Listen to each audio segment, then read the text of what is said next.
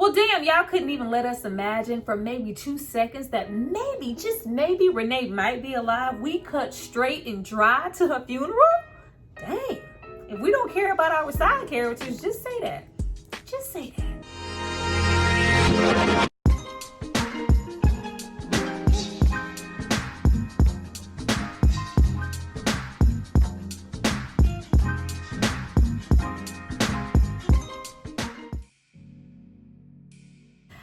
Guys, welcome back to my channel. It's Tyra here with another struggle review, here to discuss Raising Kanan season 2 episode 9, Antitrust. Now, before we get into all things, you don't ever give a crackhead a wad of money and walk off. I need you guys to drop down and subscribe to my channel and like this video. I'm going to give you guys a moment to do that, and then we're going to come back and discuss. I mean, I already knew Renee was dead, but the way they just did it here, like, it just didn't settle where it didn't settle right in my spirit. Like, that's it. We already didn't get to see them, you know, lay up and have a little sex. Dang. Go back.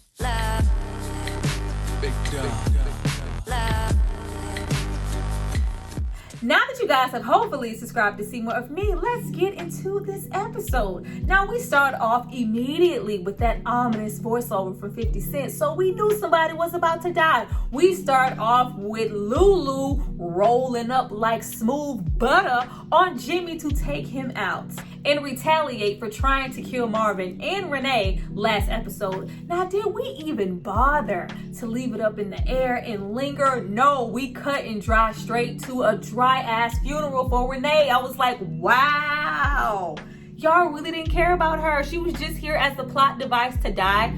I think it would have meant, you know, so much more if we could have maybe left it up in the air, maybe, you know, towards maybe the middle or the ending of the episode as to what really happened to Renee. We all knew deep down that Marvin wasn't going to die and it was going to be Renee, but the way that they went about it here, I was just so bothered by it. I even caught myself, you know, snickering a little bit as far as Marvin and, you know, the sunglasses, the funeral, the missing you Aaron Hall vibes in this video, like sniffing with the glasses on. I was like, this is comical.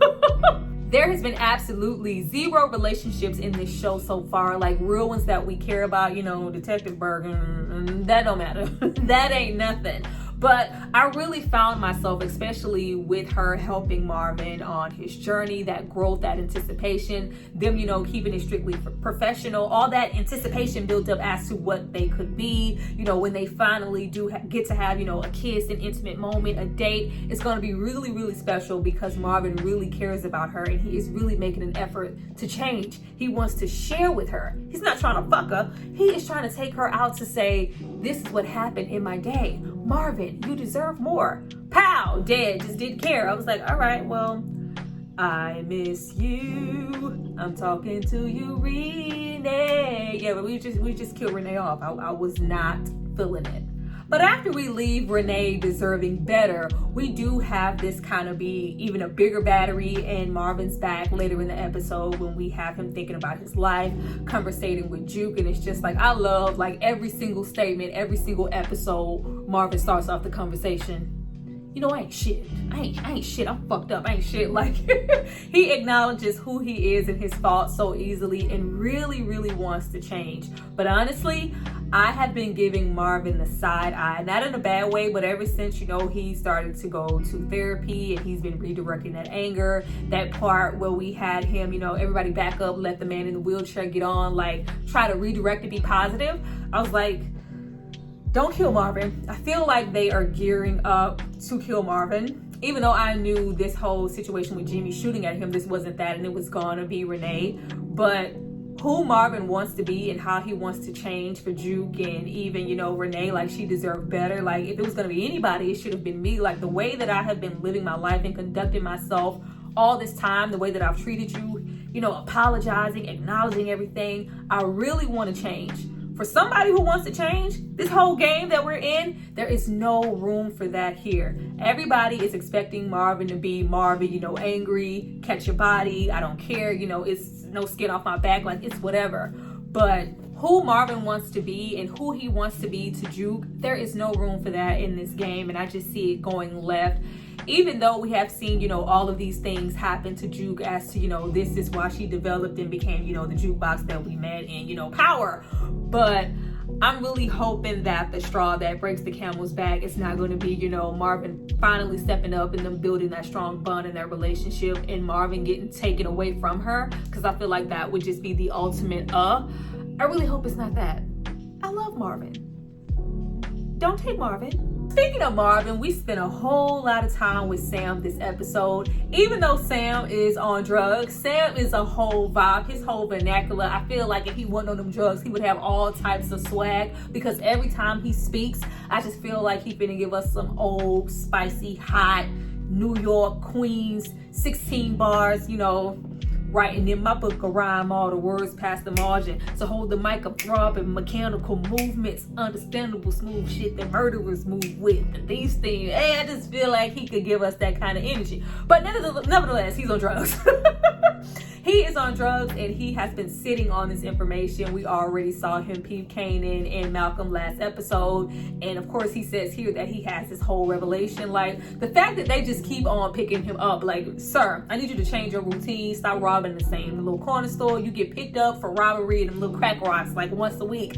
Do something else. But here he is trying to use that as leverage. Let me out. I know who killed that cop. And of course, the person who is there to hear it, the person who gets on our nerves every single goddamn episode because she has nothing else to do, Detective Shannon is there to hear it. Now, I don't know how many ways I can say that I am just sick and tired of Detective Shannon Burke's storyline. Like, if they could have given her a little bit more dimension. I feel like last season she, was always this. She never, just meshed well and didn't, get on my nerves totally. But here, it's nothing. It's just constantly Malcolm. She is doing nothing else every single episode. Once again, we have her, laid up with this supposed girlfriend, woman, secret lover. I don't know, these lackluster love scenes by candlelight that I no longer want. She's still talking about Malcolm. It is so annoying how relentless she is to just not give up. I don't know why they even toyed with us in the beginning of the episode, like she wasn't going to go back and want to hear what Sam said. We know what she wants to do and what she has been trying to do for 9 episodes now. And anything surrounding her is just us constantly having to hear the captain, the girlfriend, other people on the squad tell her to leave it alone, and she just will not leave it alone. I should not want her to just die. That should be the last thing on my mind. At the end of the day, she is trying to do the right thing and she hasn't really hurt anybody. But the way it's written for her in the show, I'm just waiting. I was like, Malcolm, if you, can find it in your heart to just not be the peaceful Malcolm that we have here and maybe take her ass out, I can't even say at this point that I would be mad. Like, we have it here to where Malcolm is kind of trying to go around her. Not only do we have him, I'm guessing, connect with Rock to get to Sam, to get him out of the picture. And on the back end, I can have this whole situation with Nicole's parents to make it look like she is possibly responsible for the death. Using these girls, maybe they just want Nicole to not have taken them goddamn drugs herself so bad. But we have to use Juke to do that. And we already know that Juke is not trusting the cop. Juke don't trust nothing moving. I already knew that Nicole's dad had ulterior motive for, wanting that tape. He just wants to use Juke to incriminate Detective Shannon and get some answers, make somebody pay for what happened to Nicole. And that's not happened. So not only is that not happening, Sam is still on the street. So now we still have a possibility for it to come out that Kanan did actually shoot him and mess up the whole situation. Like, I just need something to happen to where Shannon sits her ass down. Now, we also get into Rock this episode. Rock has finally got the house that she always wanted, but she does not have a son to live there with her. It is very much so bittersweet. I love the conversation when she's fishing with Juke in the kitchen, trying to, feel for, you heard from Kanan? What's going on, girl? He ain't trying to come back. He is not trying to come back. But with her fishing and the way that she was going about it and kind of, incriminating herself as far as Juke was concerned, we had Kanan share last episode, my mom is not to be trusted. She is on some other stuff. It seems like she tries to, pacify herself with the fact that As long as whatever I'm doing, I say I'm doing it for my son, that makes it all okay when I'm actually living really, really foul. I thought the conversation in the kitchen was an opportunity for Juke to finally take those blinders off that she has when it comes to Rock. She just feels like Rock can do no wrong, but she is standing here in your face saying exactly what Kanan said to you last episode. Whatever I do, whatever, blah, blah, blah. It's for Kanan, it's for my son, I love him. And it's just like, wow, I'm connecting some dots. But when it comes to Juke, it just absolutely does not matter. It's not like Malcolm is to be trusted. He went to Nicole's. He's trying to, play some stuff to the side. And it's just like, do you not hear what I'm saying? Did we not just discuss that this dude is my dad? She set me up to kill my own dad. And Juke is so casual. Well, I mean, at least you have a dad now. Like, it was nothing. Like, I could have killed him. Like, it's crazy. Like, the blinders that Juke continues to have on for Rock is crazy. But I do like the fact that somebody finally had a conversation with him who is, considered a peer, and it's not Raquel, about the situation with Palomar being wrong. It also made me think about the situation with Malcolm and how old Rock was. Like, this was a predatory situation, undercover or not. She was, 15, 16 years old. He was well into his 20s. He knew better, like she was young. It's the same situation with Palomar. Stop trying to make the situation with Palomar okay, y'all, in the audience. It was not. That is just absolutely disgusting, and it wasn't okay. It wasn't okay for Malcolm, and it for damn sure was not okay for Palomar. Speaking of Malcolm is all peaceful. He is trying to move forward, move righteous. We see him, going to mass. He's trying to get back into praying to Allah. He's wearing, the whole Muslim situation. And I love how he's trying to be, really positive. Like, I don't care about you trying to shoot me. I don't want to hear about that. I don't even want to talk about Raquel. I'm trying to focus on us.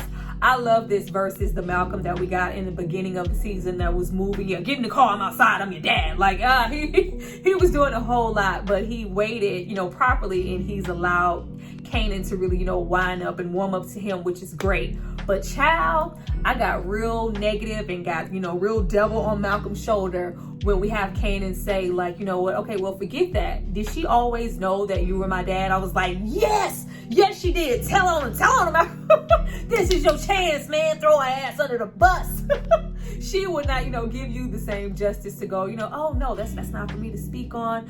That's not my place. Like, oh, she has taken every single instance to lie on you, throw you under the bus in every single way. So I thought he was like, yeah, go in. Yeah, she hooked up with DEFCON, who was gay. She was a whole beard. She been knew about that. I was like, oh no. Malcolm was like, no, it's not about that. I just want to move forward with you as my son, and let's just figure out what it is. But of course, Kanan is like, if you're my dad and she set me up to kill you, what does this say about my mom? Like, this is really messing up our relationship. Like, this is just a lot for him. Malcolm seems to have a really positive outlook on the future. He wants to be there for Kanan or whatever their relationship could be in the future. But of course, we continue to have Detective Shannon waiting in the wind, just ready to throw a monkey wrench in his entire plan. And you can really see the tension increasing between the two, and he is just getting so annoyed, as well as that captain. Everybody is just over her. She is, let me just not even go there. Just sit down.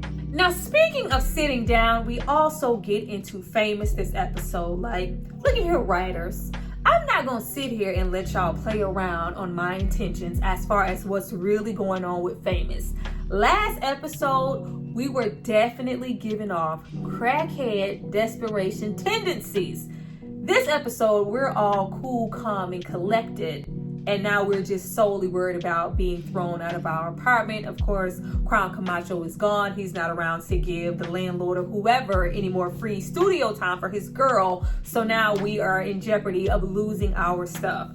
The way that Famous reacted, like, this whole episode, I was like, what the hell? I'm like, is this irrational behavior or him going from 0 to 10 as far as that gun? Is this, an extension of the drugs? Because you're not going to play me and act like he wasn't looking for no drugs last episode, or at least some money to buy drugs. You're not going to play me and act like we had Kanan show up to that apartment and he was nowhere to be found. Like, what was he? Get it together. But we have him go to the studio to ask Lulu for some studio time to, save his soul. I was like, no, Lulu. Why are you rubbing your temples? Why you look so irritated at the fact that Cartier is sitting there? I'm going to tell you this now. If you're talking to anybody, you ask for anything is happening, and whoever you talking to start talking about, if you give a man a fish, just walk away. Just walk away. Old Cartier, steps in. We don't do any favors. Like silent partner who you really thought this was going to be a silent partner. We already knew when Lulu made that deal, took that money, that it was never going to be that. He not only has to say so as far as, doing charity for Famous, but yeah, we need to do this with the record and say something. This, like, clearly getting on Lulu's nerves. But it's like, no, you did this to yourself.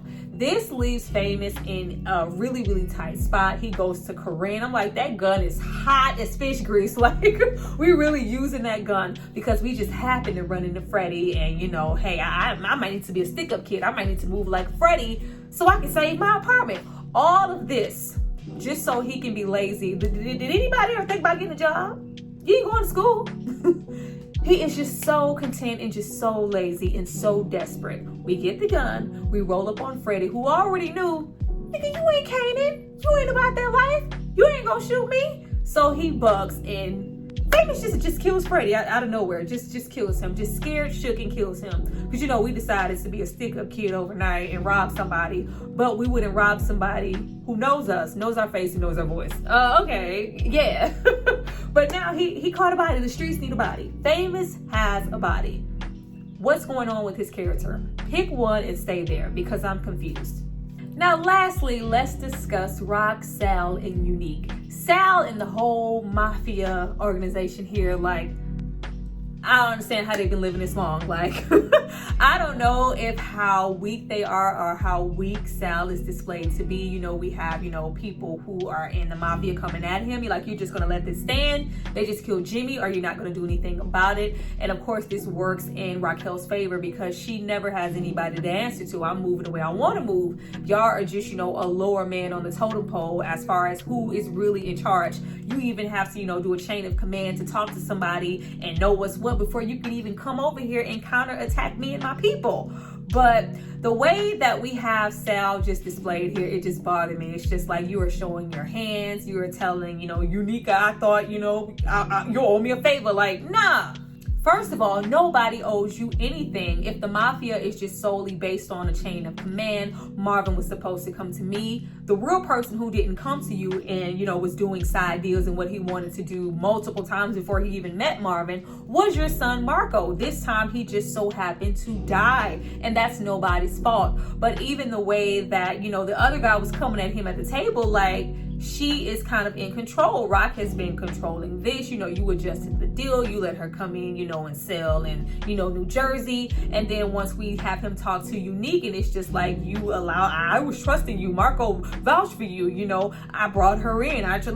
Why are you listening to these people? You were supposed to be the boss. You were supposed to be in control. But, we have little henchmen driving by Rock's house like, oh, yeah, they have security at the door. Like, what? Did you think they were going to be unguarded? Like, it's just absolutely crazy. I wish they had a stronger, real life presence. But clearly these are just people here in the story that are just meant to be knocked off. And like Rock said, their strongest purpose, or even Lulu, the strongest thing they have is that they have stronger numbers. Outside of that, I did not expect anything from Unique. Despite who Unique is and that relationship that he has with Rock, of course, he can rub those Birdman hands together, sit back and watch her things fall apart. But he really believes, he's a street dude. He's loyal to those street politics. I can't come back from being a snitch. I'm a whole lot of stuff, but I'm never going to be a snitch. I'm not going to give you the ins and outs of her operation. I could hate her, dirty draws, but I'm not a snitch. I gotta live after today, so the politics are just completely different. But I never once actually expected Unique to be a snitch. I knew that wasn't coming. Not that he may even have to. Rock has everything covered on all fronts. According to her, she has a very strong plan. I always knew from the very, very beginning that she was using Cartier. I was just wondering, what his purpose was. Like, we finally did have him attempt. You thought you were gonna get some this episode? Like, if you don't get off of me. I always knew that wasn't happening. Now, I did think that we would go out this episode Harlem Night style, where she would get him all, good and ready. Thought he was gonna get some, and he just so happened to not be quick and have a gun under that pillow, and she was gonna take him out. Like, you thought I was using you this entire time. Like, he has been giving out game every single time they're together for free. She, I think he underestimated her. Like, she sat there, saw the weaknesses in his camp. She went after Abraham without absolutely no problem. She got that gun charge off. She has been, putting her ducks in the row. Meanwhile, Cartier has been fiddling his thumbs, je ne sais quoi, oui, oui, ha, ha, and thought he was gonna smash. No, sir, we don't care anything about that. Even took time in this episode to think that he was gonna buy into her operation. Sir, you're moving funny and you look too comfortable. Did you not know who you were dealing with? She took him out this episode, and I was absolutely not surprised. I was really anticipating it, so we wouldn't have to talk to him no more. It's just something about his presence and his voice that was just getting on my nerves. Now, even though we are definitely gearing up for this Rock versus Sal showdown, I do love that even as Cartier was getting shot, taken down, it was just like, no matter what's happening here, there is no trust within your family. There's already some dents in your organization, whether you kill me or not. Now, of course, we do still have Lulu lying to Rock in this episode. She did give a nod or a little look. I wonder if she knows. But it's just like, did you hear anything about Camacho who might have killed him? I mean, no, I don't know. Like, why? What purpose does that serve? Why are you still acting like you did not kill him? Why are you lying to your sister? Better yet, did you inform your sister that you were working with Cartier? Even though Cartier was totally getting on his nerves, and I'm sure it was nothing for him to go ahead and take him out. But you went to him, and you didn't even go to your own sister. We're already, continuing to lie. And not even just that. We have Rock here ensuring that, Lulu, you can't just be chilling in the studio and shit. We need you here. We need you here to catch a body. Like, even though Cartier is clearly dead and, they both shot him. She shot him in the head. Did you see that look that she gave Lulu? Like, yeah, shoot him again. Get some blood on your hands, nigga. Like, there's just such a lack of trust there. Not even that situation between them. But then we have Marvin on the other hand. From my understanding, she was supposed to cancel Christmas on his ass. I mean, make me understand it. I feel like she told him, take him out. I need Sam to be gone. Not go and collect no money, not give him some money to get out of town. Go and kill him before he snitches and says he saw Kanan shoot Malcolm. That's what I got from it. I felt like that was Marvin acting on his own accord. Once again, getting into that antitrust. The family is oh so broken. Marvin is completely somewhere else. You even see that when they are talking about what we're going to do and, the Italians aren't this, we're going to move this way. Marvin has his head down. It's just like, I really don't want anything to do with this. Like, I'm just on a whole different wavelength. Renee just died. Like, I just feel like he just wants to really change his life and change who he is. I don't want to be, running around killing people anymore. I felt like he was supposed to trap Sam, crack rock, get in the car, and he was supposed to take him somewhere and kill him. But Marvin being Marvin, I felt like that was his own personal decision to go, something in my body is just telling me that this isn't okay. If I see you in town again, I have to kill you because that's what, I've been ordered to do. But personally, my spirit is telling me just to let you go. Get on this bus, take this money. I never want to see you again. Why? Why? Like, I just really hate this for Marvin. Even though that scene was freaking hilarious, that bus barely went a block. And he's like, let me off of this motherfucker. I got a fresh wad of cash and the crack is down the street. Let me off the bus. All the while, Detective Burke is running around looking for him. Like, when I tell you I haven't laughed that hard at Raising Kanan in a minute, I thought that was so funny. Like, yeah, B, you gonna see, B, I'm gonna change, yo. Like, I'm gonna come, I'm gonna be clean, I'm gonna be suited and booted. I'm gonna get my life together, yo. Let me off this fucking bus. Like, I thought that was so funny.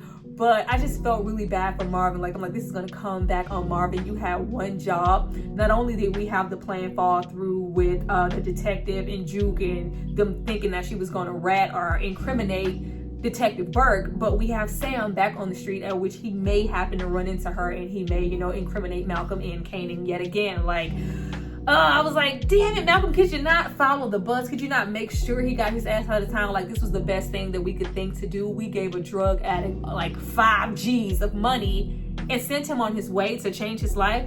That was crazy, and this is going to fall back on Marvin, and I feel like it's going to be so unfortunate, even though that shit was hilarious. But I am definitely looking forward to the last episode. We have one more freaking episode, and I feel like there's so much more to be done. I think it's going to be good though. I'm wondering how they're going to close all of this off in an hour because there's so many open windows. But thank you guys so much for watching this video. I look forward to reading all of your comments. Be sure to like, subscribe, share, all that good stuff. I see you guys next time. Bye.